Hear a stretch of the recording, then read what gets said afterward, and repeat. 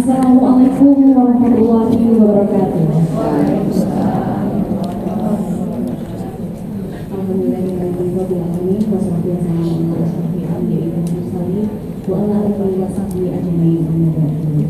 Puji syukur kita panjatkan kepada Allah Subhanahu wa taala yang memberikan rahmat dan kualitas pada pagi hari ini sehingga kita bersama-sama berkumpul dalam majelis dan juga kajian dan bedah buku menggapai pertolongan Allah di saat terburuk di Padiku Interi FKP.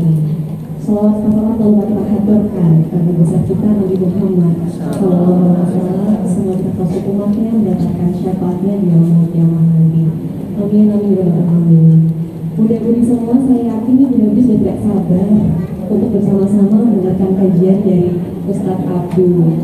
Sebelum kita mendengarkan kajian bedah buku oleh Ustadz Abdul, izinkan saya untuk membacakan sedikit profil beliau yang saya yakin sebetulnya semuanya sudah tahu ya Ustadz ya.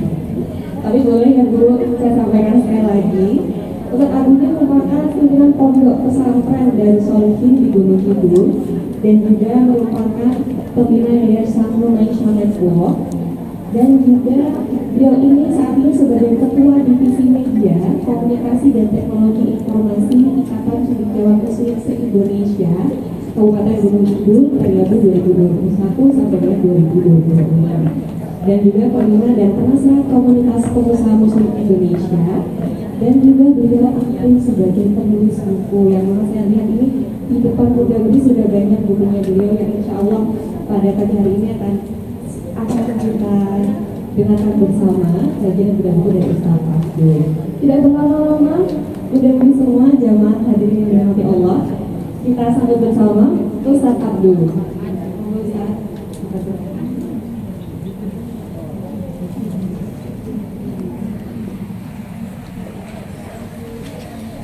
Bismillahirrahmanirrahim. Assalamualaikum warahmatullahi wabarakatuh. Innal hamdalillah nahmaduhu wa nasta'inuhu wa nastaghfiruh wa na'udzu billahi min shururi anfusina wa min sayyiati a'malina. May yahdihillahu fala mudilla lahu wa may yudlil fala hadiya lahu. Wa asyhadu an la ilaha illallah wahdahu la syarika lahu wa asyhadu anna Muhammadan abduhu wa rasuluh. Allahumma shalli ala nabiyyina Muhammad wa ala alihi wa man tabi'ahu bi ihsanin ila yaumil. Allahumma inna nas'aluka ilman nafi'a wa rizqan thayyiban wa amalan mutaqabbala. Puji syukur kita panjatkan kepada Allah. Selawat serta salam semoga tercurah pada Nabi kita yang mulia, Nabi kita Muhammad sallallahu alaihi wasallam. Pada kesempatan pagi menjelang siang ini, Allah Subhanahu wa taala memberikan kita nikmat. Semoga majelis kita ini adalah majelis yang bawa berkah dan Allah memberikan kebaikan yang banyak untuk kita semuanya. Satu pelajaran yang perlu kita ingat bersama dalam masalah kita senantiasa berdoa kepada Allah, yaitu dalam masalah hidup yang namanya masalah itu nantinya akan selesai, artinya ada ujungnya. Kita bisa jadi mengeluh itu kepada dua hal. Yang pertama mengeluh kepada Allah atau mengadu kepada Allah. Kemudian yang kedua mengeluh atau mengadu kepada manusia. Nah, yang kita angkat pada kesempatan hari ini sebenarnya kelanjutan dari bahasan saya di bulan Agustus waktu saya mengisi bersama Ustadz Syafiq mengenai buku saya Mengadu kepada Allah yang warna biru.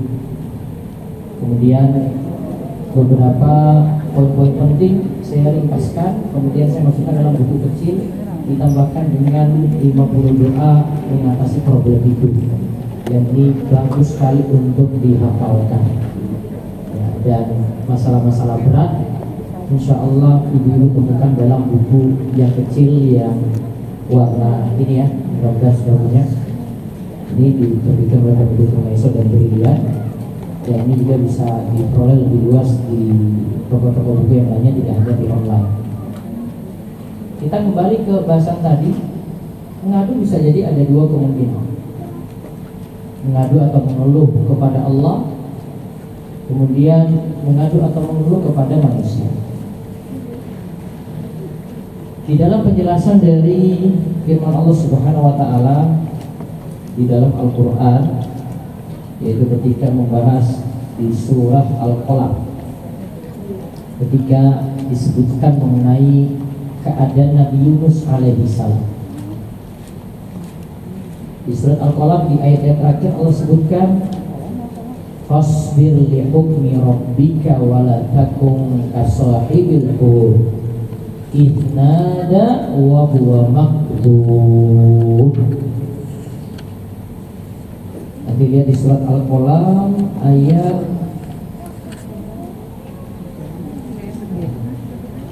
biasa dia sebut ayat masalah. Lihat di ayat 48. Maka bersabarlah engkau wahai Muhammad terhadap ketetapan Rabbmu, dan janganlah engkau seperti sahibil hud, seperti seseorang yang ditelan dalam perut ikan. Siapa beliau? Nabi Yunus alaihissalam, yang berada dalam perut ikan ketika dia berdoa dalam keadaan makdum, dalam keadaan menghadapi masalah yang berat. Imam Al-Qayyim itu katakan, ketika seseorang itu mengeluh kepada Allah, itu tidak menunjukkan dia itu nggak sabar. Jadi kalau kita punya masalah terus kita adukan kepada Allah, itu bukan berarti kita itu nggak sabar.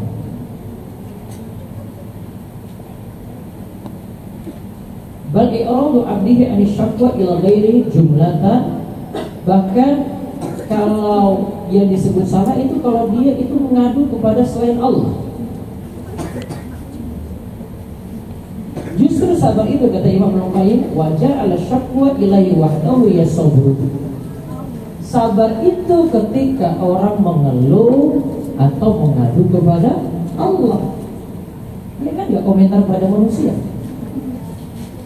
tapi dia mengeluh atau mengadu kepada Allah saja. Itu disebut sabar. Kemudian dikatakan Allahu yuballi abdahu liyasma'a syakwahu wa tadarru'ahu wa du'a'ahu. Dan Allah itu senang sekali kalau lihat orang itu mengadunya kepada Allah. Allah dengar seperti itu, Allah senang sekali. Dia tunduk kepada Allah, doa-doanya dia tujukan kepada Allah saja. Nah, ini muqaddimah untuk mengawali bahasan kita di kesempatan siang hari ini. Berarti sekarang kita lagi bahas mengadu atau mengeluh pada Allah. Itu menunjukkan orangnya sabar atau tidak? Sabar. Itu tunjukkan orangnya itu sabar. Yang keliru apa itu ibu? Kalau mengeluh atau mengadu kepada manusia. Apalagi yang dia adukan kepada manusia itu dia protes pada takdir Allah. Nanti akan kita simpul. Justru dia mengeluh pada Allah, dia adukan masalahnya pada Allah, itu menunjukkan dia itu sabar. Nah, siang hari ini kita akan belajar bagaimana kita adukan masalah-masalah kita kepada Allah Subhanahu wa taala. Kita awali muqaddimahnya, lihat perkataan Imam Ibnu Qayyim berikut ini dalam kitab Tariqul Hijratain. Dia katakan wasyiddatul batra la dawama laha wa in talat. Yang namanya kesulitan hidup itu batra, pasti akan terputus. Terputus itu berarti ada ujungnya. La dawama laha, ingat kesulitan itu tidak berlangsung terus-menerus. Jadi nggak ada cerita itu kita orang yang susah terus selama hidup kita, itu nggak mungkin. Jadi dari lahir sampai dia meninggal dunia susah terus, itu nggak mungkin.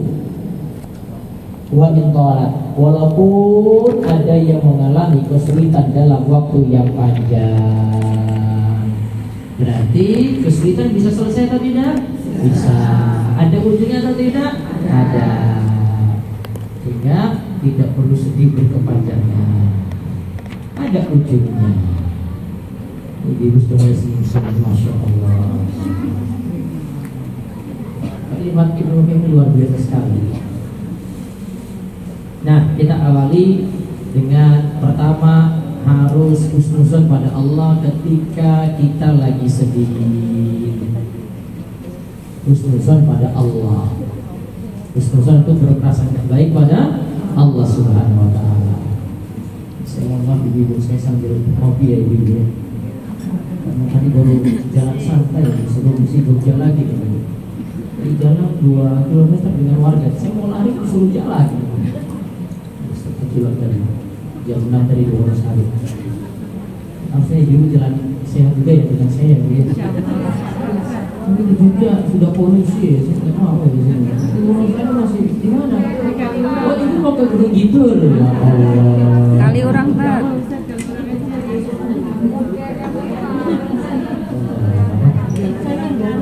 Kesininya sampai sedang macetnya luar biasa. Ini ada satu ahad ya. Orang sana masih segar ya. Ada satu tempat saya pernah coba, ada jalan baru di dekat Pantai Baron. Jadi kan tahu Pantai Baron Drayanti, tapi di jalan di atasnya ada jalan baru. Itu dulu hutan, terus dibuka untuk jalan tembus. Jadi wisatawan nggak perlu, kita tidak terganggu dengan wisatawan. Di daerah yang dulu itu hutan, dulu perjalanan saya bisa 2 jam, sekarang cuma aku 1 jam. Nah, terus jalan itu pernah saya lewati, asik sekali. Terus saya turun di situ, wah ini saya bisa lari ini pagi-pagi, udaranya masih seger sekali. Kayaknya nggak ada udara kayak gitu di Jalan Kaliurang sini, nggak ada. Kayak langsung sana ya. Jadi saya ada jalan santai lagi dengan warga yang ada di dekat Pantai Baron, warga Tepus Tanjung Sana. Baik, bagi yang sedang sedih, prinsipnya ingat. Sebenarnya tulisan yang bagian ini nih, saya tulisan tuh kadang saya tulis potong-potong. Yang bagian ini nih saya tulis ketika saya ada di apartemen saat haji kemarin. Sebenarnya lagi sedih. Sedihnya saya nggak mau cerita. Rahasia sedihnya. Kan ibu nggak perlu tahu saya sedih kan. Terus ada suatu postingan Instagram anak muda ini. Dia pakai baju santai, tapi dia ngomongnya dalam sekali. Dan itu kebetulan lewat. Terus saya, ya Allah, pas banget. Ini yang dia ceritakan sih. Terus saya muat di buku yang biru ini, terus saya masih sajikan lagi di buku ini. Bahasanya gini, seandainya engkau seperti Nabi Yusuf. Nabi Yusuf itu pernah dibuang di sumur. Oke, coba pahami kondisinya. Dia dibuang di sumur dan itu asalnya tidak ada orang-orang bu di situ. Yang buang siapa Nabi Yusuf ketika itu? Saudara-saudara. Kenapa? Ini sama siapa? Ini sama Nabi Yusuf. Kenapa? Bukan karena cakepnya kan? Bukan. Karena apa? Ya, masalah saudara itu ada aja yang gak senang sama saudara itu ada. Terus saudaranya itu menjerumuskan Nabi Yusuf alaihissalam dalam sumur. Ketika itu mungkin dalam kondisi seperti itu, siapa yang mau nolong lagi? Maka suatu saat nanti pasti ada musafir yang lewat, tak terduga itu akan menyelamatkanmu jika kondisimu sama dengan Nabi Yusuf alaihissalam. Kan Nabi Yusuf gak pernah bayangkan itu. Ini siapa yang nolong lagi? Dalam kondisi susah sekali nih. Mungkin bayangkan kita juga sama seperti itu. Imamnya ada jalan keluar untuk saya. Ingat, jalan keluar itu pasti ada. Fa inna ma'al usri yusra. Inna ma'al usri yusra. Ingatlah bersama kesulitan itu ada kemudahan. Bersama kesulitan itu pasti akan datang kemudahan. Tinggal tunggu waktu. Waktunya kapan tergantung kesabaran kita. Tugas kita apa? Husnuzon kepada Allah. Ama dhannukum bi rabbil alamin. Maka apakah anggapanmu terhadap Rabb semesta alam? Kamu harus husnuzon kepada Allah. Di balik itu nanti Allah akan berikan jalan keluar. Ibnu Mas'ud katakan gini tentang ayat itu. Qasaman billahi ma dhanna ahadun billahi dhannan illa a'tahu ma yadhun. Li'anna al-fadla kullahu biyadillahi subhanahu wa ta'ala. Ingat kata Ibnu Mas'ud, sumpah demi Allah, Allah pasti akan memberi apa yang jadi sangkaan baik dari seorang hamba. Karena seluruh karunia itu di tangan Allah subhanahu wa ta'ala. Maka ingat, kita di sini disuruh ya, husnuzon kepada Allah. Kalau kita husnuzon pada Allah, Allah akan beri apa yang kita inginkan. Kalau itu dalam kesulitan, pasti nanti akan ada jalan keluar. Dan dalam hadis qudsi dikatakan, Anna inna dhanni abdi bi. Aku sesuai persangkaan hambaku. Makin kuat kita prasangkanya pada Allah, makin positif thinking pada Allah, maka akan datang jalan keluar dengan segera. Makin kita suuzon pada Allah, kok gini ya, jalan keluar nggak akan datang-datang. Terus dari Abu Hurairah radhiyallahu anhu, Nabi SAW juga katakan, "Ud'ullaha wa antum muqinuna bil ijabati." Berdoalah kepada Allah dengan keyakinan doa kalian itu pasti terkabul. Husnuzon, pasti terkabul. Wa'lamu annallaha la yaqbalu du'a'an min qalbin ghafilin lahi. Ketahuilah semuanya Allah tidak mengabulkan doa dari hati yang lalai dan tidak serius. Kok bisa hatinya lalai? Bisa jadi dia berdoa pikirannya lain, Bu. Dia baca doa Rabbi zidni ilma, dia mikirnya makanan, bisa jadi, Bu. Padahal Rabbi zidni ilma apa? Ya Rabbku tambahkanlah aku ilmu. Dia pikirnya kapan makanan datang ya? Pikir makan. Dia nggak fokus, Bu. Orang itu harus fokus, ya harus menghayati apa yang dia panjatkan. Kemudian Ibnu Qayyim katakan, fa innal muhsina husnudzan bi rabbi ayyujazihi ala ihsanihi. Karena orang yang muhsin atau berbuat baik, ia pasti akan berhusnuzon pada Allah, lalu Allah akan membalas perbuatan baiknya.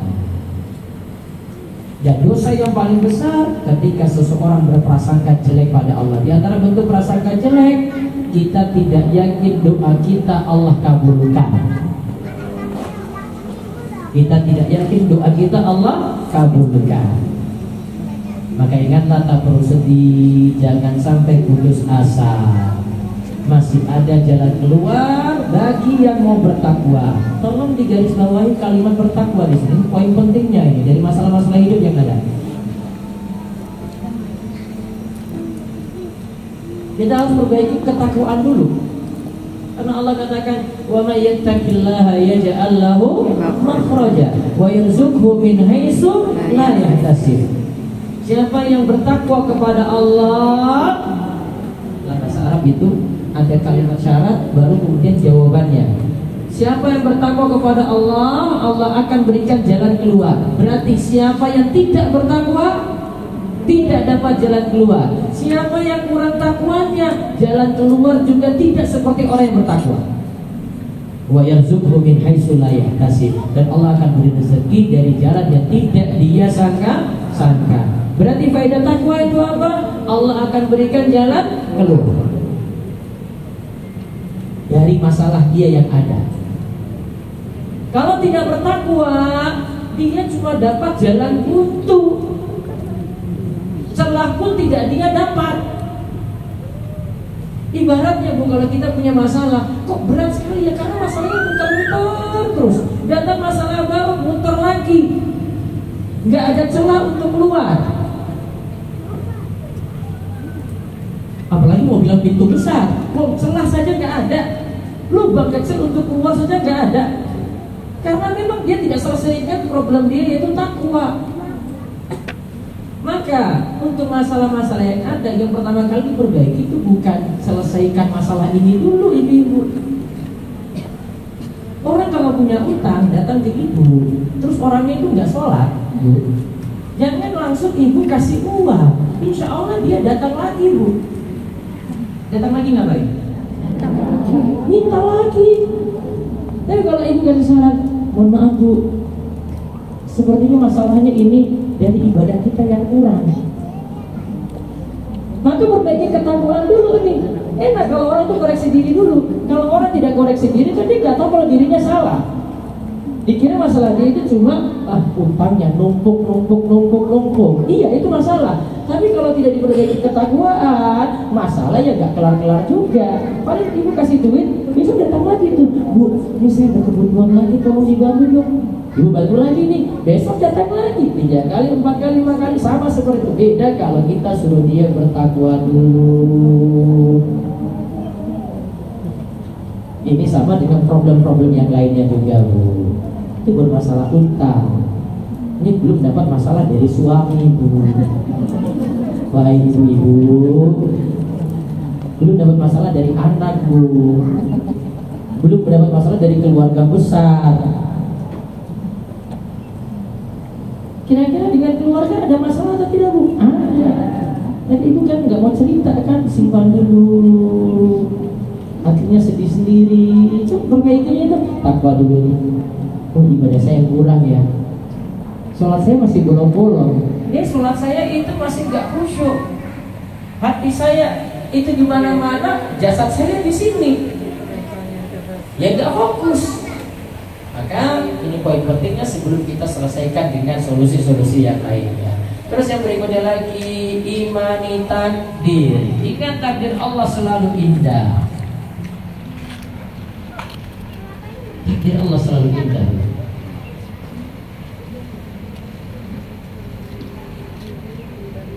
Coba renungkan surah Al-Baqarah ayat 216. Ini sebenarnya membicarakan tentang jihad, perang. Perang itu nggak ada yang sukai. Selain perang, kita pun kalau mau keluar memerangi orang ya, saya manusia lawan manusia. Nggak ada yang sukai. Tapi Allah katakan apa? Diwajibkan atas kamu berperang, padahal berperang itu adalah sesuatu yang kamu benci. Wa huwa kurhun lakum. Kamu nggak senang dengan perang. Tapi suatu kondisi Allah suruh untuk jihad atau tidak mempertahankan diri ketika diserang. Kemudian dikatakan wa asa an takrahu syai'an wa huwa khairun lakum wa asa an tuhibbu syai'an wa huwa syarrun lakum wallahu ya'lamu wa antum la ta'lamun. Boleh jadi kamu benci sesuatu padahal itu baik bagimu. Boleh jadi kamu suka pada sesuatu padahal itu amat buruk bagimu. Terus ditutup nih, Allahu ya'lamu wa antum la ta'lamun. Yang maha tahu siapa? Allah. Allah maha tahu akhir sesuatu itu bagaimana, bukan kita. Akhir suatu urusan itu seperti apa, Allah yang maha tahu. Kita itu kadang penilaiannya saat ini saja bu. Kita nggak tahu ujung sesuatu. Ini kok nggak enak ya? Ujungnya kita nggak tahu. Kok berat ya? Ujungnya kita nggak tahu. Yang maha tahu tentang ujungnya sesuatu siapa? Allah. Husnuzon saja pada Allah. Jalannya aja ya.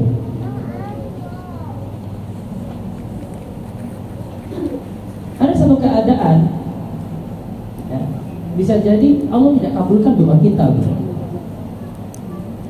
Tapi akhirnya ditakdirkan seperti itu. Saya mau cerita keadaan saya aja dulu. Salah satu doa yang saya nggak dikabulkan itu bu, saya berada di Gunung Kidul. Ada yang pernah dengar cerita saya itu.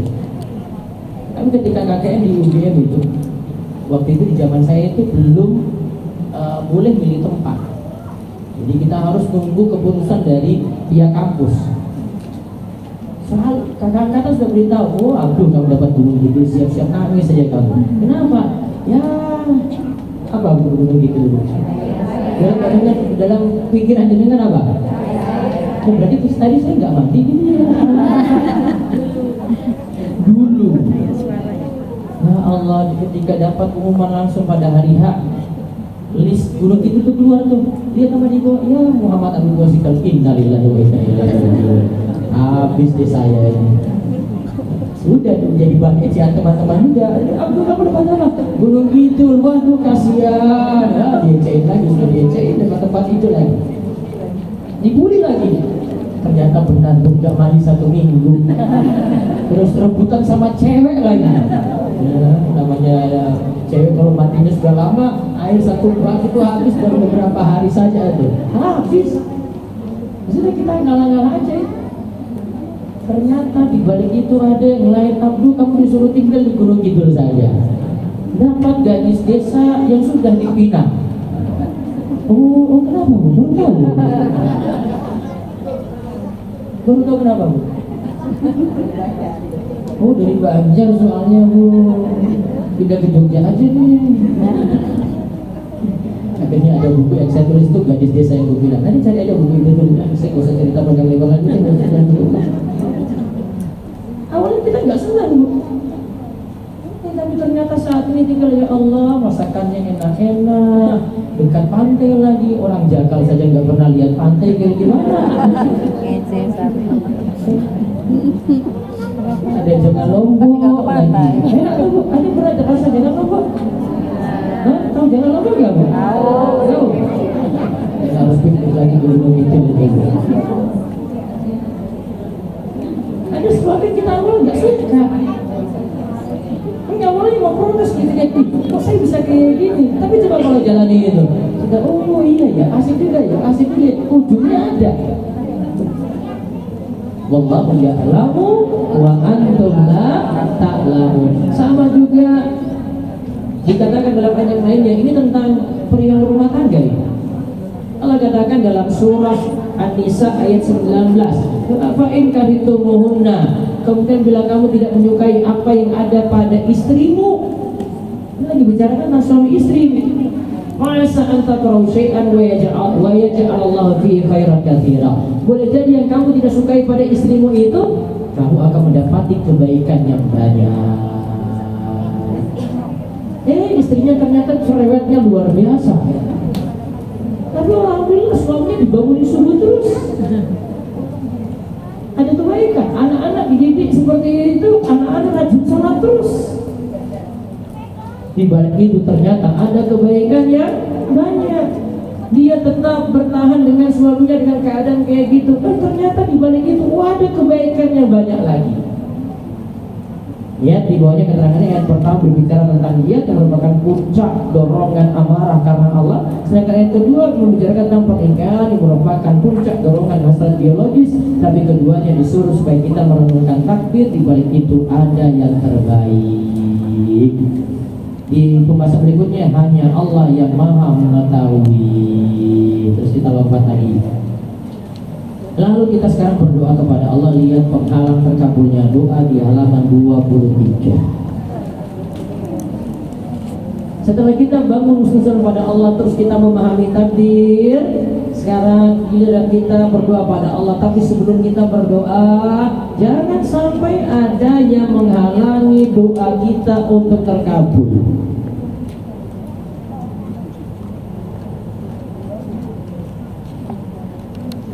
Ibnu Qayyim katakan berikut ini, doa termasuk sebab yang paling kuat untuk mendapatkan keinginan, mencegah terjadinya hal-hal yang tidak dikehendaki. Meskipun demikian, terkadang doa tidak memberikan efek apapun. Kita sudah berdoa terus, tapi tidak ada efek di situ. Hal ini bisa terjadi disebabkan doa itu pada dasarnya memang lemah sekali, lemah doa tadi. Misalnya doa yang tidak disukai oleh Allah karena mengandung kezaliman, dia doakan orang lain, tapi doakan jelek. Atau karena kelemahan hati orang yang berdoa serta tidak adanya ketundukan kepada Allah. Mungkin juga itu disebabkan karena faktor-faktor penghalang berikut ini. 1. Mengkonsumsi makanan yang haram. Itu sebab doanya lemah, Bu. Yang kedua, dia buat zolim. Apa artinya zolim? Wad'u syai', fi ghairi mawdi'ihi, menempatkan sesuatu bukan pada tempatnya.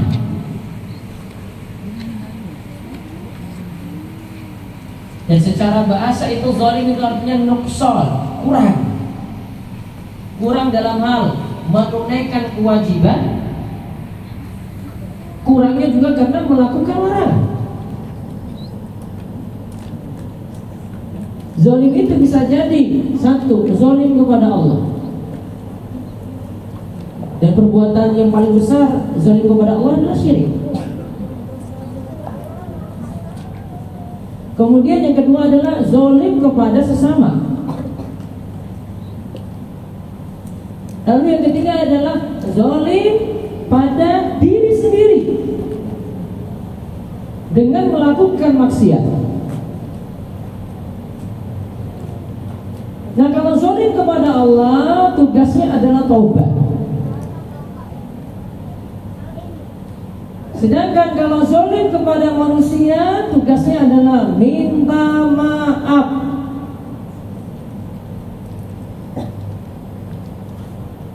Sedangkan zalim pada diri sendiri, sadar diri dan minta maaf pada Allah.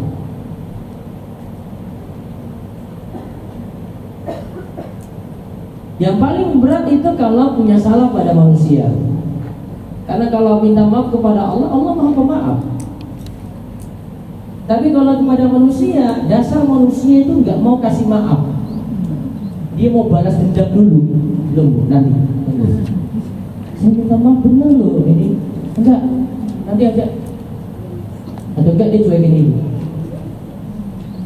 Nah sekarang kalau ibu dalam posisi ibu ngaku salah, terus mau minta maaf, terus tidak dimaafkan, apa yang mesti ibu lakukan? Ibu dalam posisi salah, oke? Terus ketika minta maaf, tetap tidak mau dimaafkan. Solusinya apa, Bu?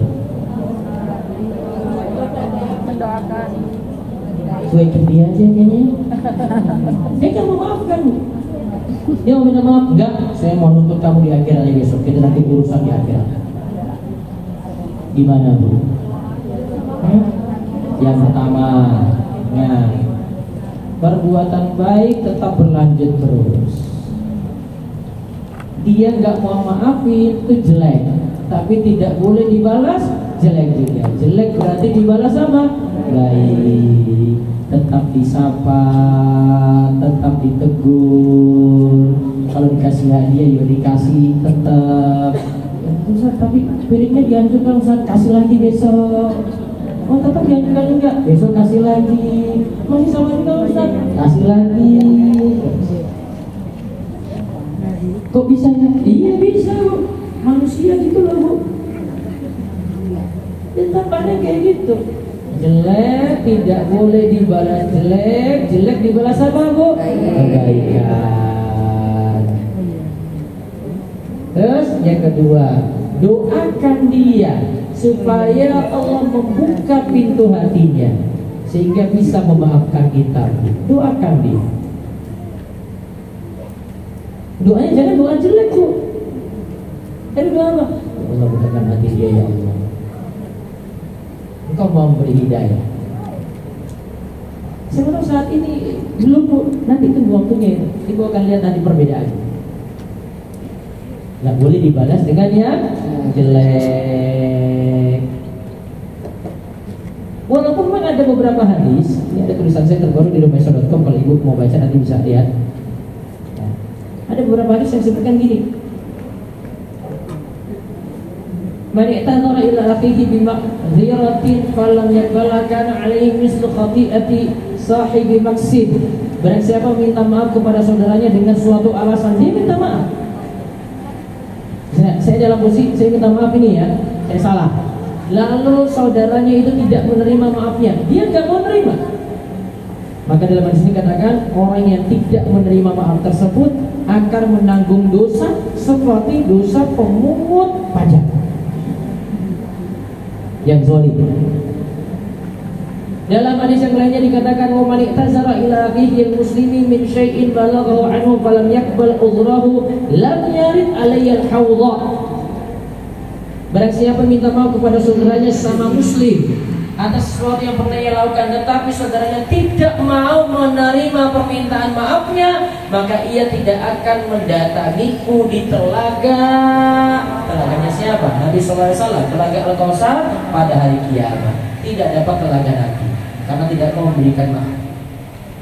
Walaupun dua hadis tadi, ada lagi satu hadis lagi sama juga seperti itu, hadisnya dhaif. Tetapi para ulama itu katakan dari sisi makna, tetap orang yang tidak memberikan maaf itu keliru, salah.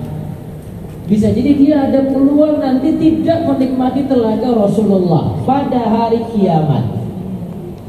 Maka walaupun berat untuk memberikan maaf, maafkanlah orang lain. Biar masalah di dunia itu selesai. Gak usah bawa-bawa masalah ini ke akhirat. Kalau bisa selesai di dunia, selesaikan di dunia. Karena kalau di akhirat itu yang ada adalah kezaliman itu ditebus dengan amal soleh. Betul nggak? Maka di hari kiamat itu kan ada orang yang muflis. Muflis kenapa? Bangkrut. Bangkrutnya kenapa? Dia punya kebaikan, sholat, puasa, sedekah, tetapi kebaikannya dipakai untuk tebus kezaliman yang dia perbuat. Kalau misalnya kebaikannya itu habis gara-gara tebus ini, dosa-dosa orang yang dia zalimi pindah ke dia. Makanya minusnya tambah ke dia nih. Akhirnya dia jadi orang yang bangkrut, muflis pada hari kiamat. Maka selesaikan masalah dunia saja, nggak usah bawa ke akhirat tuh. Kalau bisa maafkan orang, kita dapat pahala besar sekali loh. Karena kalau kita maafkan orang, Allah juga akan maafkan kita. Wal ya'fu wal yasfahu ala tuhibbuna ayaghfirallahu lakum. Dalam surah An-Nur disebutkan, maafkanlah dan berlapang dadalah, bukalah hatimu. Kamu gak ingin kalau Allah dengan kamu itu maafkan, Allah itu maafkan kesalahan-kesalahanmu juga? Berarti maafkan orang lain, balasannya apa? Allah maafkan kesalahan-kesalahan kita juga. Tidak maafkan orang lain, berarti apa? Tidak dapat pemaafan dari Allah. Semoga Allah selamatkan kita dari kezaliman dan mudah memaafkan orang yang berbuat zalim pada kita. Terus yang ketiga, tertutupnya hati dengan maksiat. Akhirnya punya efek doanya lemah. Hati yang penuh dengan maksiat itu ibarat hati itu kayak gini. Disebutkan oleh para ulama ketika bahas surah Al-Mutaffifin, ketika membahas balrona ala qulubihim ma kanu yaksibun. Dan tapi ran, noda hitam yang menutupi hatinya lantaran dosa yang ia perbuat. Hati itu awalnya bersih seperti ini, telapak tangan ini bersih.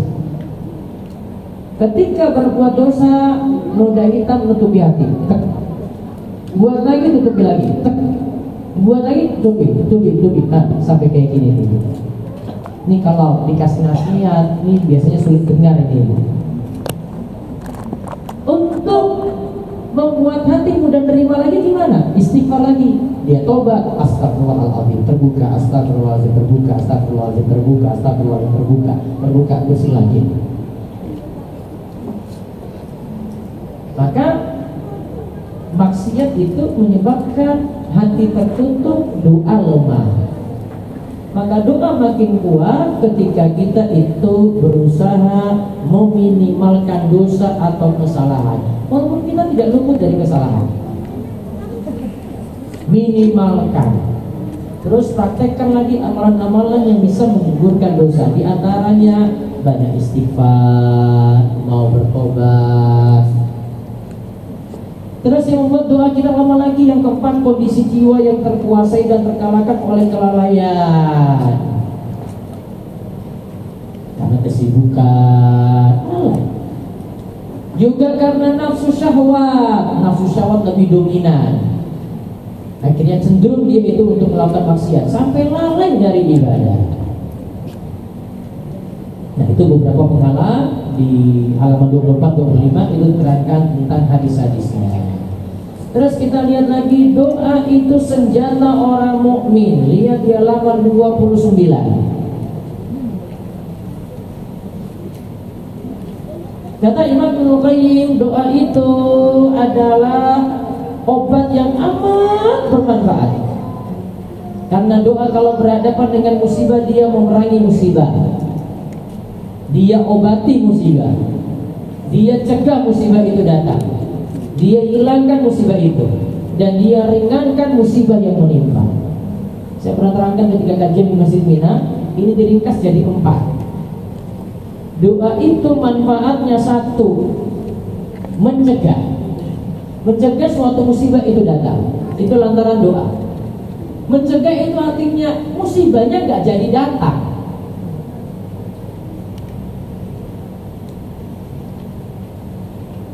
Yang kedua, mengangkat musibah atau menghilangkan musibah. Berarti musibahnya turun, kemudian diangkat, terangkat.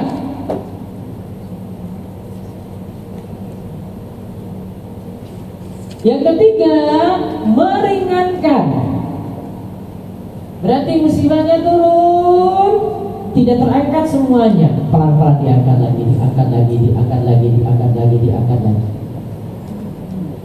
Lalu yang keempat, kalau terkait dengan penyakit, fungsi doa itu adalah mengobati.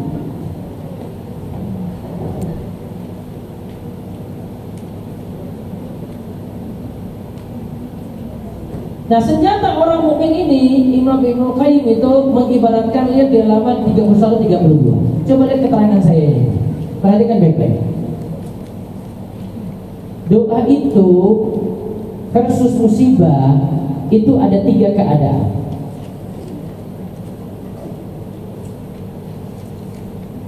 Keadaan yang pertama, doa itu lebih kuat daripada musibah. Musibahnya lemah, Bu. Doanya lebih kuat.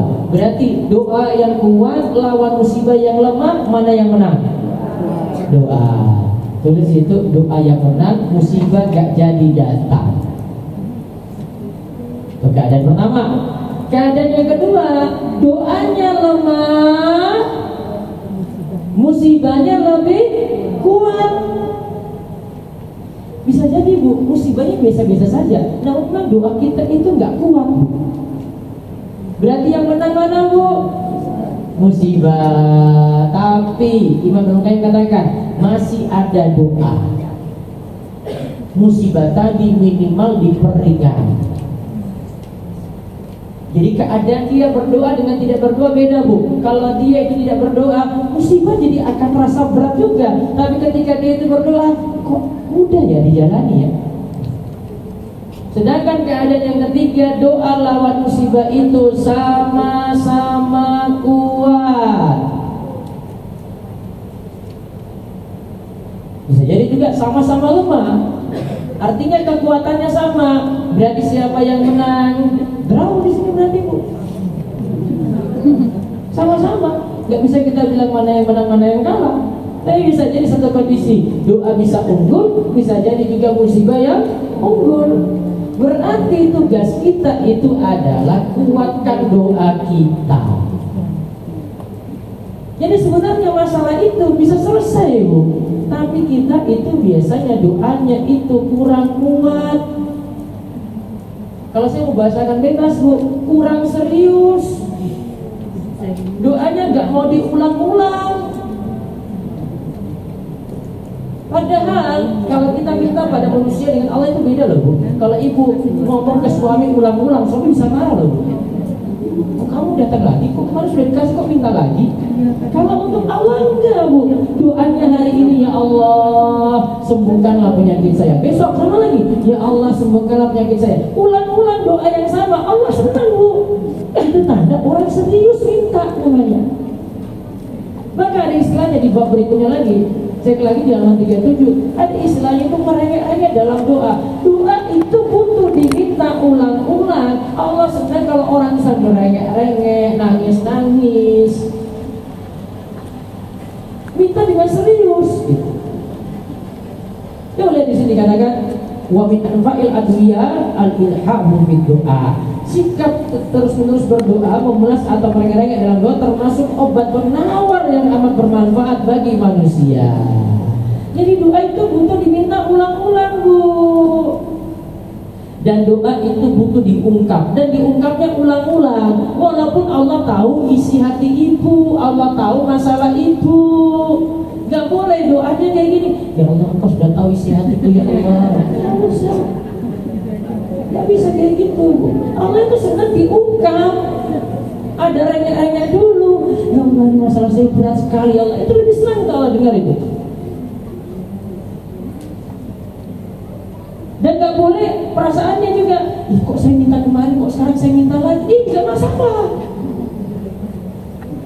Gak boleh, ya Allah saya minta sama seperti kemarin ya Allah. Jangan gitu.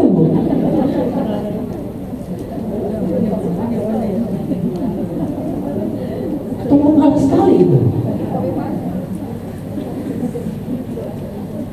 Saat musim haji itu ada Ustaz Didik waktu di Ramadan, dia ceritain ada jamaah di hari pertama itu, dia datang di depan Ka'bah, di berdoanya itu habis subuh sampai waktu 2, lama sekali. Ya Allah, saya minta ini terus pas dia pulang sampai di ini kan telat makan. Pak, kok kamu pulang tuh lama sekali? Saya doanya panjang sekali. Terus di hari kedua dia pulangnya lebih cepat. Ditanya, kok sekarang pulangnya lebih cepat? Saya berdoa kepada Allah, ya Allah saya minta sama seperti yang Bu, Allah itu bukan diungkap, Bu. Kalau bahasa saya, mohon maaf ibu-ibu ya, jangan pakai bahasanya ibu-ibu. Ibu-ibu kebanyakan isyarat gitu. Kan kamu sudah tahu perasaan saya nggak perlu ungkap. Itu kan ibu kayak gitu kan.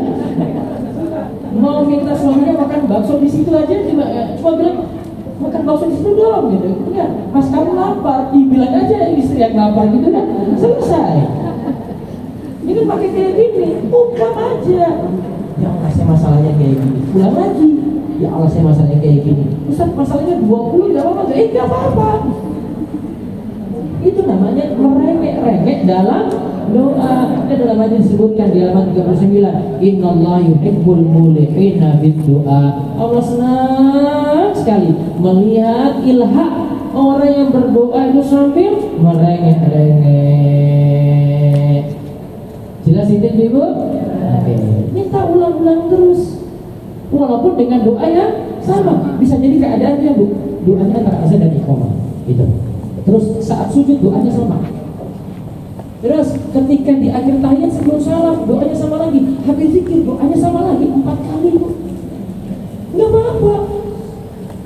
Nggak boleh bilang, kan saya sudah doa yang tadi. Justru Allah senang seperti itu.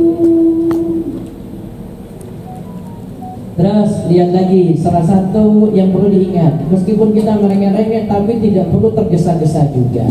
Kok doanya lama sekali ya? Gak boleh ada ungkapan kayak gini. Kok saya sudah berdoa kok gak kunjung-kunjung juga terkabul ya? Ini ungkapan kayak gini gak boleh. Yang harus ada apa? Doa terus, dan doa terus. Oke, Imam Bukhari katakan salah satu kesalahan di halaman 43. Salah satu kesalahan yang dapat menghalangi terkabulnya doa adalah tergesa-gesanya seorang hamba. Ia menganggap doanya lambat dikabulkan. Jadi sebenarnya tidak ada istilah lambat di sini. Yang ada ini belum dikabulkan, doa lagi. Sekarang pertanyaannya, ketika orang itu lambat doanya dikabulkan, apa hikmahnya? 1. Sabar. 2. Bu, doanya makin banyak nggak? Ya. Oke. Makin banyak doa, makin besar pahala nggak? Iya. 2. Yang ketiga, nangisnya makin banyak kan? Ya. Banyak.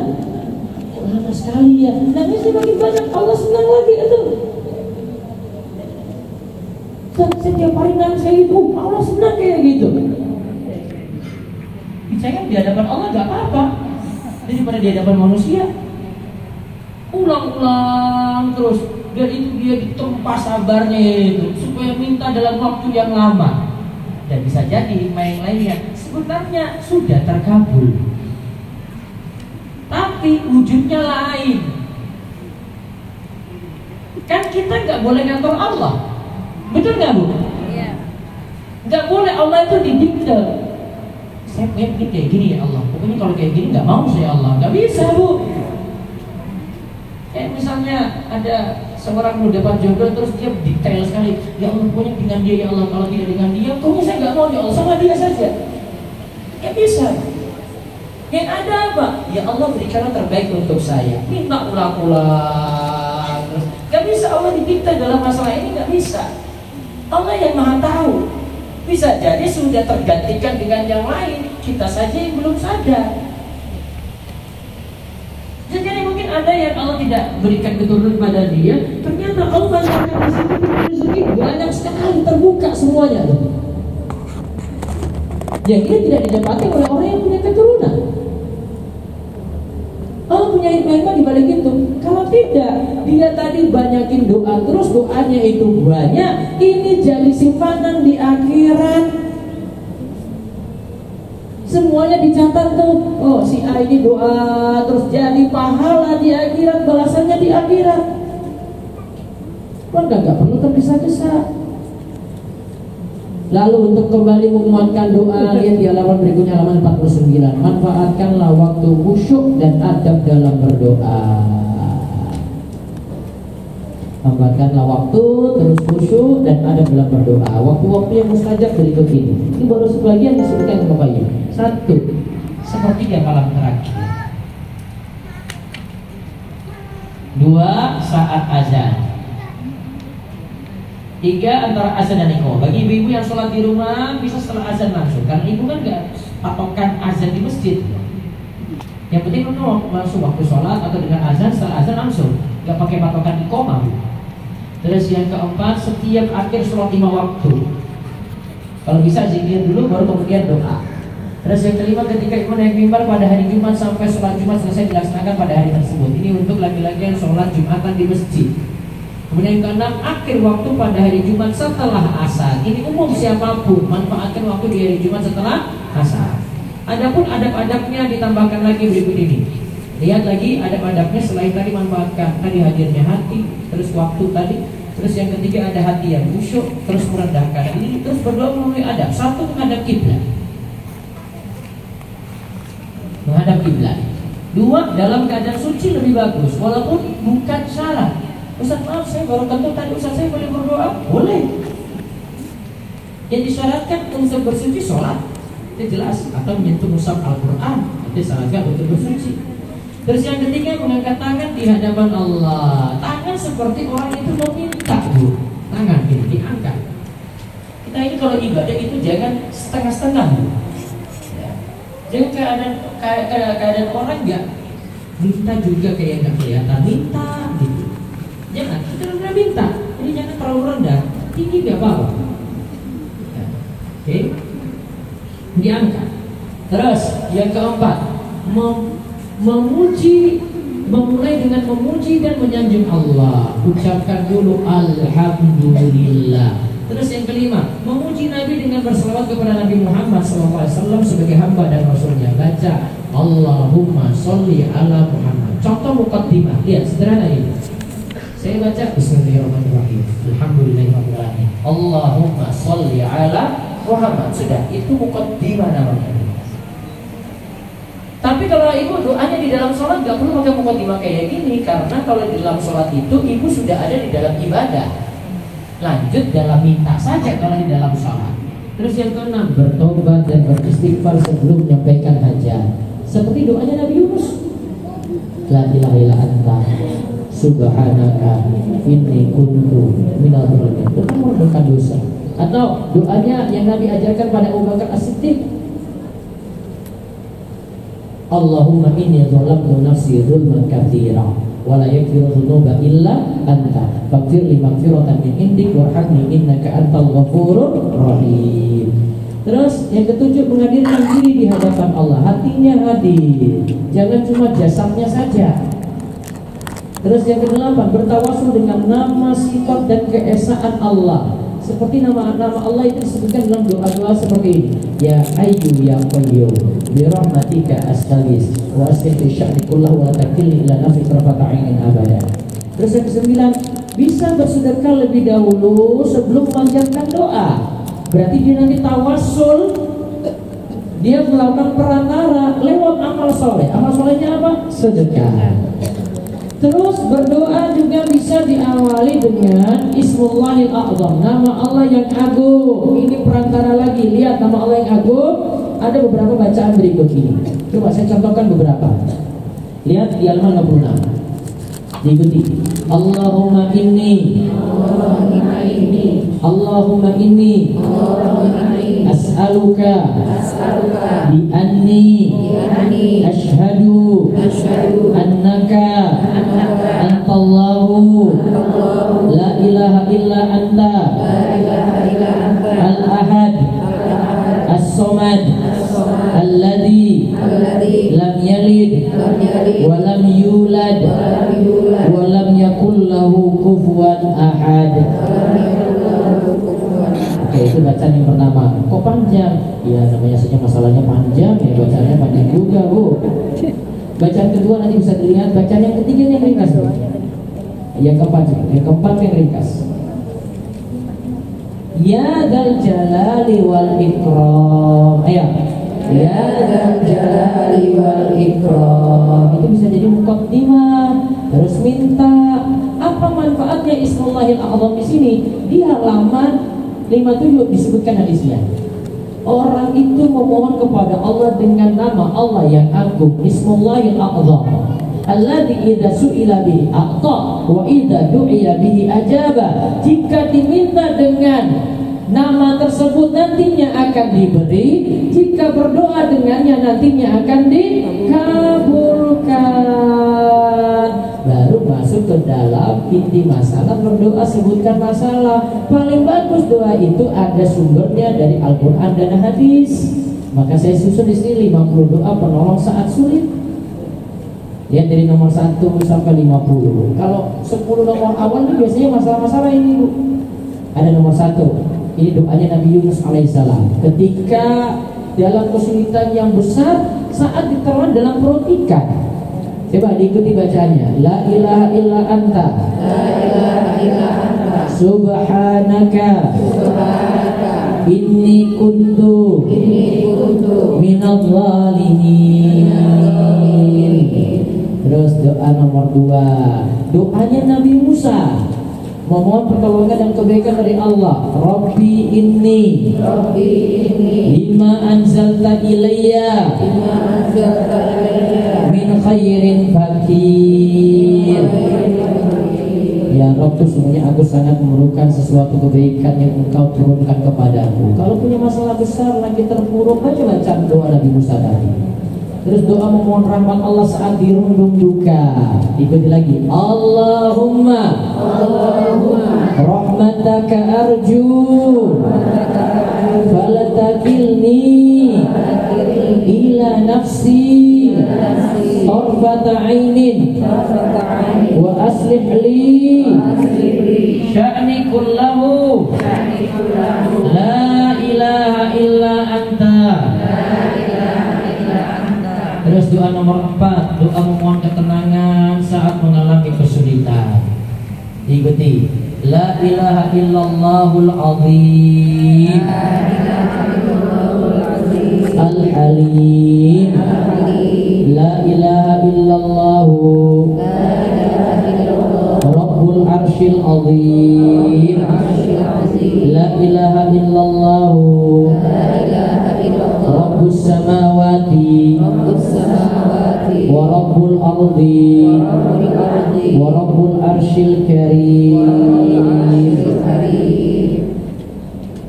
Yang terakhir saya contohkan, lihat doa nomor 6. Ini doa mengatasi gundah dan sedih dengan Al-Quran. Oke, ini doa tambahan. Sama nanti nomor 7 sekalian. Allahumma inni abduk ibnu abdik ibnu amatik nasiyati biyadik madin fiyya hukmuk adlun fiyya qada'uk as'aluka bikulli ismin huwalak sammaita bihi nafsak au anzaltahu fi kitabik au 'allamtahu ahadan ista'tharta bihi fi ilmil ghaibi indak an taj'alal qur'ana rabi'a qalbi wa nura sadri wa jala'a husni wa dhahaba hammi. Ya, terus yang terakhir doa nomor 7, doa mohon kemudahan. Doa menggapai kemudahan dan mengusir kesedihan. Allahumma la sahla illa ma ja'altahu sahla wa anta taj'alul hazna idza syi'ta sahla. Ya, doanya artinya, ya Allah, tidak ada kemudahan kecuali Engkau buat mudah.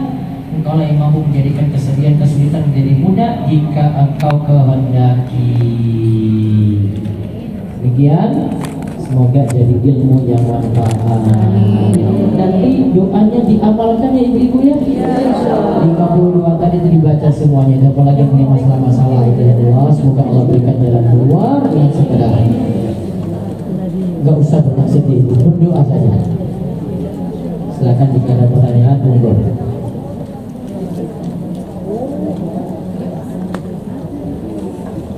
Ada yang mau nanya? Silakan.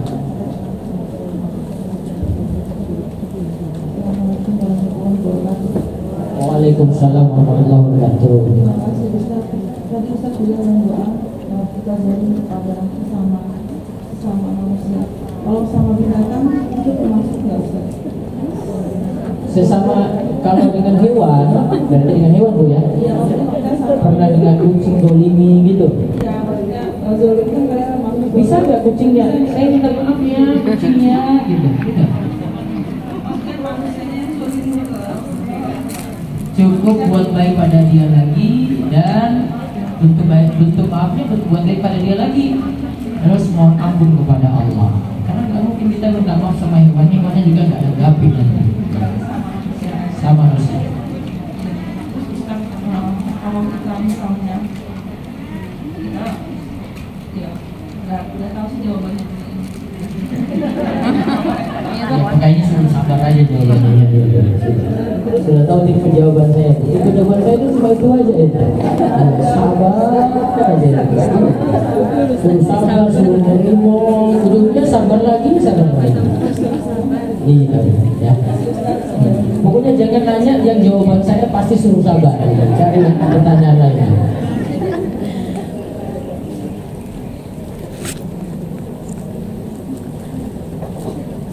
Assalamualaikum warahmatullahi wabarakatuh. Waalaikumsalam warahmatullahi wabarakatuh. Terima kasih Ustaz penjelasan dari semuanya tadi. Saya mau menanyakan begini Ustaz. Tadi Ustaz mengatakan bahwa kita sebaiknya tidak mengadu kepada manusia gitu kan. Maksudnya curhat gitu. Akan tetapi jika kita datang ke orang yang lebih pintar ilmunya, mungkin ke kiai atau ke ustaz, kemudian kita bercerita dan minta didoakan. Itu yang kedua, juga mungkin kita cerita kepada orang tua seperti itu kan, kemudian minta didoakan. Apakah ada kebaikan-kebaikan di situ, doa kita menjadi lebih kuat lagi, ataukah ada hal yang perlu dihindari supaya kita itu tidak jatuh kepada mengadu kepada manusia yang tidak baik itu tadi? Mengadu pada manusia mungkin saya terangkan nanti, ini ada penjelasannya begini, pernah saya bahas.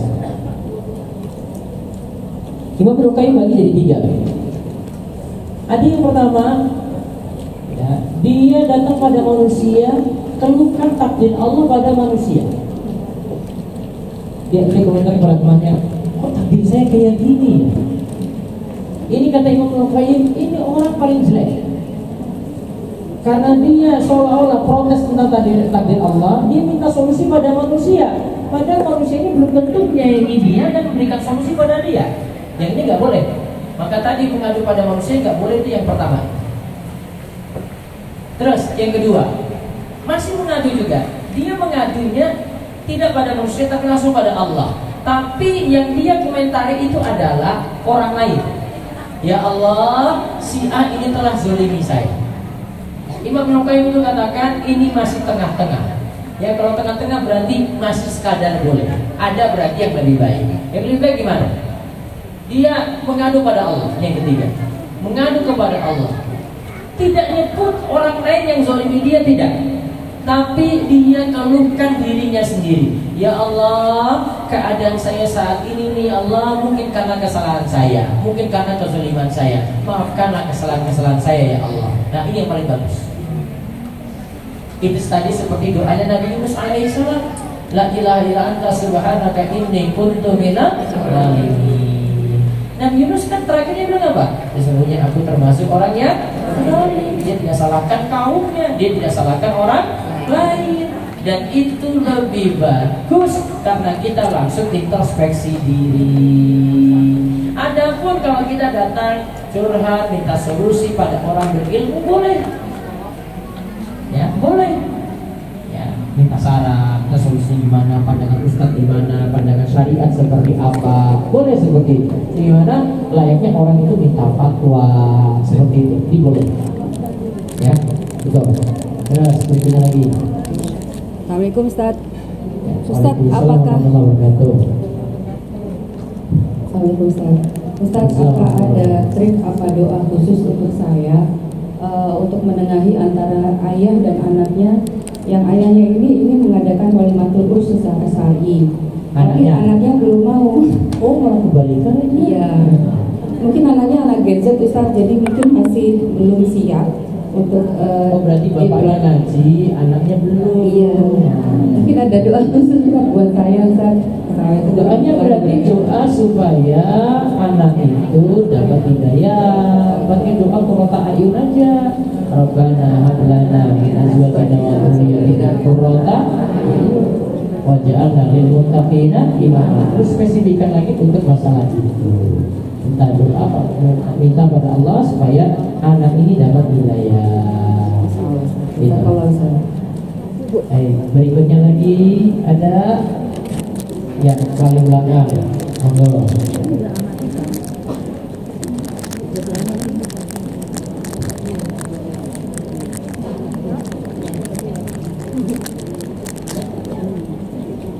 Assalamualaikum warahmatullahi wabarakatuh. Ya, waalaikumsalam warahmatullahi wabarakatuh. Saya mau bertanya Ustaz, saat kita punya masalah ya, itu saya aja deh, masalah dengan seseorang. Mungkin dulu orang itu sangat dekat sekali dengan kita. Cuma mungkin karena saya merasa itu sudah sangat menyakitkan, saya sudah memaafkan juga Ustaz. Apa boleh kita menganggap kalau bertemu atau lebih baik tidak bertemu supaya tidak terjadi konflik lainnya? Terima kasih Ustaz. Lebih baik tidak bertemu dia saja daripada sakit hati. Itu ya dia. Iya. Oke. Kalau yang lebih bagus itu, yang namanya memaafkan itu adalah membuat keadaan sama seperti dulu. Walaupun masih ada ya ada sakit tapi ditahan-tahan. Berarti dia sekaligus sabar. Itu paling bagus. Jadi buat keadaannya sama seperti keadaannya Abu Bakar ketika memaafkan Mistah bin Uthadah ketika dia terlibat dalam kasus menggosipkan tersebarnya berita Aisyah itu selingkuh. Ya. Ketika awalnya Abu Bakar nggak terima. Abu Bakar mengatakan saya nggak akan kasih kamu nafkah lagi selamanya. Tapi setelah itu Abu Bakar dapat teguran, turun surah An-Nur dari ayatnya saya sempat sebut, ya waliyafu waliyasfa'u ala tuhibbun ayaghfirallahu lakum. Maafkanlah wahai Abu Bakar, bukalah hatimu, terima itu. Ya. Kamu ingin nggak Allah itu mengampuni kesalahan-kesalahan? Kemudian Abu Bakar lantas spontan ketika itu memberikan maaf. Apa maafnya Abu Bakar tadi bentuknya? Dia bilang sama keluarganya Mistah, saat ini saya akan memberikan kalian nafkah kembali seperti sedia kala. Maka bentuk maaf yang bagusnya adalah membuat keadaannya itu sama seperti dulu lagi. Tapi ingat, keadaan orang itu berbeda-beda. Ada yang bisa pulihnya 1 hari, ada 2 hari, ada 3 hari, ya, ada 1 tahun, ya, tergantung tiap orang. Yang paling bagus apa? Maafkan berarti kembali seperti dulu lagi. Gitu. Ya, walaupun ada yang butuh waktu. Gitu lagi. Ada lagi? Ada Ada Ibu? Ya, silakan. Tentang maaf.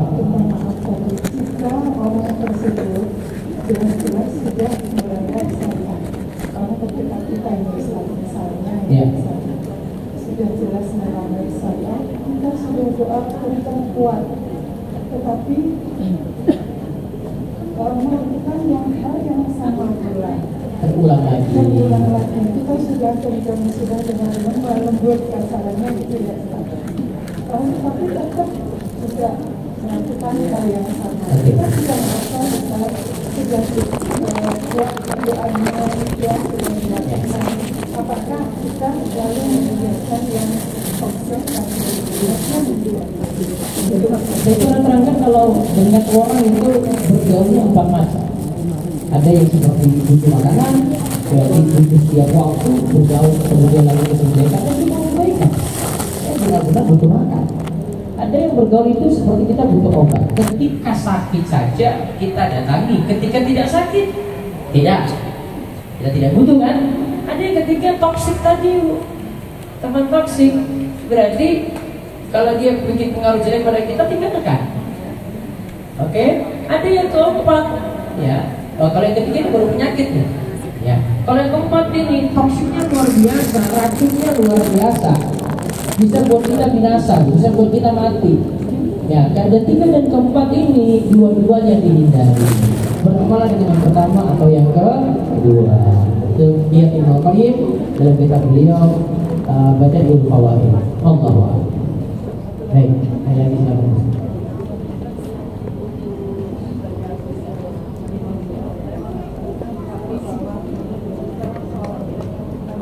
Setelah sholat tidak boleh mengangkat tangan. Terus hukumnya bagaimana? Oke, kalau ini sebenarnya perbedaan fikih saja, Bu. Perbedaan fikih. Pendapat tersebut menyelisih pendapat jumhur ulama. Jumhur ulama masih membolehkan doa setelah sholat. Dan konsekuensi dari pembolehan ini adalah mengangkat tangan. Ya, dalilnya apa? Fa idza faragta fansab wa ila rabbika farghab. Jika engkau telah selesai dari suatu ibadah, beralihlah pada ibadah yang lainnya dan banyak mohonlah kepada Allah. Taruh harapanlah kepada Allah Subhanahu wa taala. Di antara tafsirannya itu dikatakan oleh Imam Ibnu Katsir, setelah selesai sholat berdoalah. Setelah selesai sholat berdoalah. Dan ada doa-doa yang Nabi SAW letakkan juga setelah sholat. Ya, Nabi SAW letakkan setelah sholat. Dan para ulama itu katakan itu termasuk doa-doa berarti yang boleh dibaca ba'da sholat walaupun setelah sholat. Ya, jadi intinya masih ada perselisihan, boleh diamalkan. Kalau saya sendiri ba'da sholat, saya tetap masih berdoa setelah saya zikir seperti biasa. Gitu. Baik, situ. Azan dulu baru tunggu. Dan tunggu azan sebentar baru kita lanjut.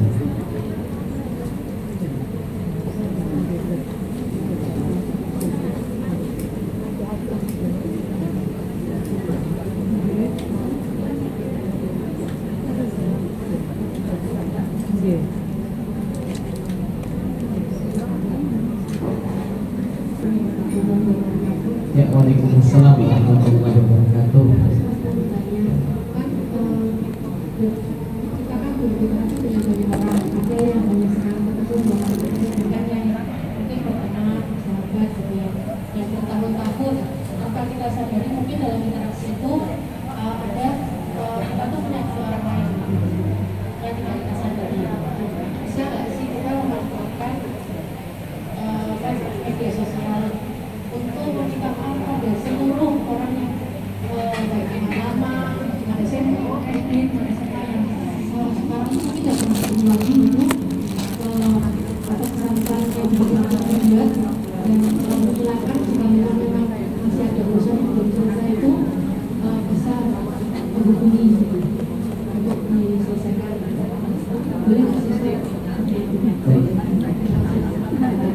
Kesalahan pada orang lain itu kita bisa selesaikan dengan dua cara. Yang pertama, ada meminta maafnya spesifik karena mungkin kesalahannya berat atau kesalahannya dia ketahui langsung dan dia merasa kecewa dengan itu, bahkan lebih kerasa untuk dia dibandingkan dengan permasalahan-permasalahan dengan orang lain. Maka untuk permasalahan yang pertama ini baiknya minta maafnya spesifik ke orangnya langsung, bahkan mungkin terkait dengan masalah itu. Terus yang kedua, ada permintaan maafnya sifatnya umum. Ada suami ketidaksengajaan, dia merasa tersakiti. Ada orangnya sedikit-sedikit dianggap besar itu, padahal yang lainnya tidak, sehingga dia merasa itu jadi masalah, padahal kalau dengan orang lain itu tidak seperti itu. Nah, mungkin yang kedua ini kita bisa minta maaf secara umum, bisa manfaatkan media sosial, tidak masalah. Jadi kalau ada kesalahan langsung, misalnya karena mungkin saya kurang amanat, ya saya pernah sakiti dia langsung dengan kata-kata, nah minta maaf langsung lebih bagus. Sebutkan spesifiknya tadi kesalahannya apa, lebih bagus lagi. Tapi ada yang memang secara umum, ya kadang mungkin kita juga nggak bisa rinci, karena mungkin juga terkait interaksi banyak kata-kata, ya ketika ketemu, ketika berada dalam suatu tempat gitu. Bahkan kayaknya dari Ibnu Qayyim itu orang yang paling banyak kita temui, sering kali interaksi, itu pasti kesalahan dengan dia paling banyak daripada dengan orang yang jarang kita temui dan jarang interaksi langsung. Jadi dengan orang-orang seperti ini mungkin karena kesalahannya banyak, minta maaf saja secara keseluruhan. Media sosial boleh digunakan untuk itu. Wallahu a'lam. Baik, Ustaz dan jamaah semuanya, Ustaz benar di belakang saya sudah ada beberapa merchandise dan juga ada Ya. ada tabung Ustaz. Ini lumayan juga sudah beberapa untuk satu jamaah. Tadi yang bertanya penanya pertama siapa tadi? Ada ibu 1, 2, 3 Ustaz. 1, 2, 3. Iya. Nah, itu dikasih 3 hadiah utama dulu. Boleh Ustaz. Ini Iya. kebetulan ada dari Ray Outfit Ustaz. Ini ada hijab, ada syari Ustaz, ada Dasar aja ada sapinya nih. Dasar, iya.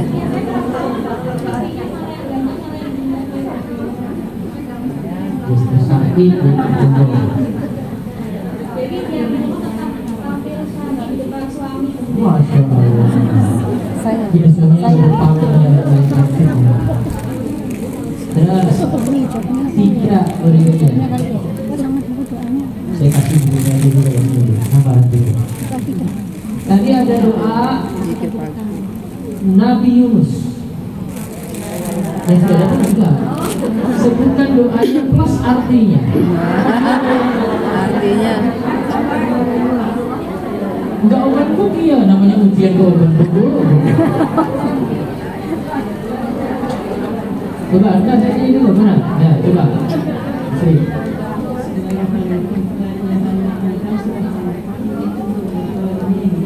Artinya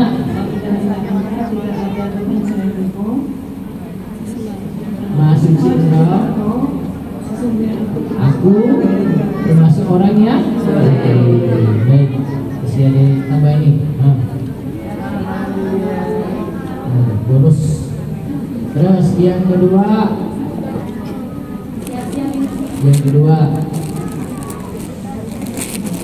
sebutkan doa yang ada Ismullahil A'zam, nama Allah yang agung.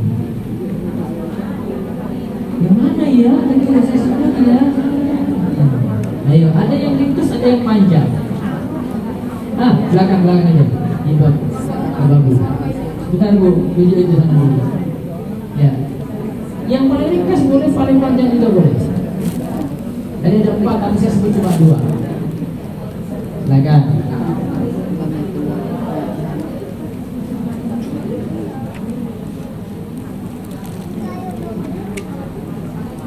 Yang mukadimah doa itu Bismillahil A'zam, nama Allah yang agung. Silakan. Yang mau panjang apa yang pendek Bu?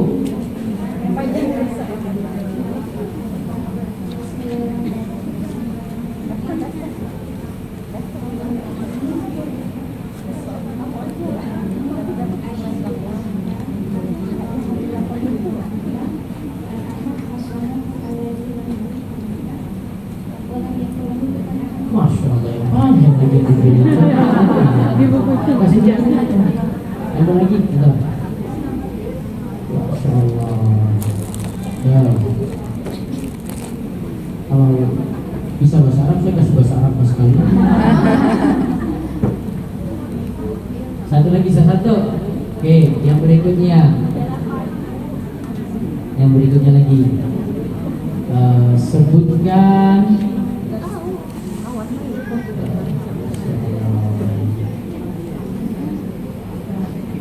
ya dan itu aja belum. Doa disebut senjata orang mukmin. Tadi ada 3 keadaan doa lawan musibah tadi. Bisa rinci. Nah, coba. Ya. Doa ada 3 keadaan. Yang pertama doa lebih kuat daripada musibah. Yang kedua doa yang mana kalau doa juga bermusibah yang lebih kuat doanya. Yang kedua musibah lebih kuat daripada doanya. Dan yang ketiga sama-sama kuat. Terus yang kedua tadi? Yang kedua lebih musibah yang lebih kuat. Untuk yang pertama doa yang lebih kuat itu musibah nggak jadi datang. Oke, yang kedua musibah lebih kuat daripada doa, itu kita harus bersabar. Ya, terus doanya punya manfaat nggak? Punya manfaat karena meringankan. Terus yang ketiga? Oh, yang ketiga Bro.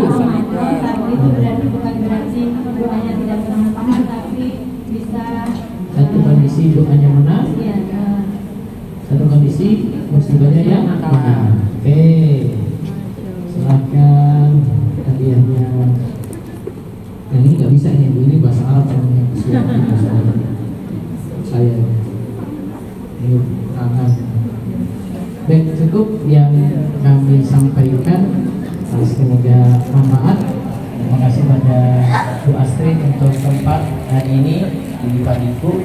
Ya, semoga bawa berkah bagi kita semuanya, dan juga mudah-mudahan masalah hidup kita jalani dengan sabar, dan ingat kuncinya adalah sabar dan terus perkuat doa kepada Allah Subhanahu wa taala. Husnuzon kepada Allah. Semoga Allah berikan jalan keluar dengan segera.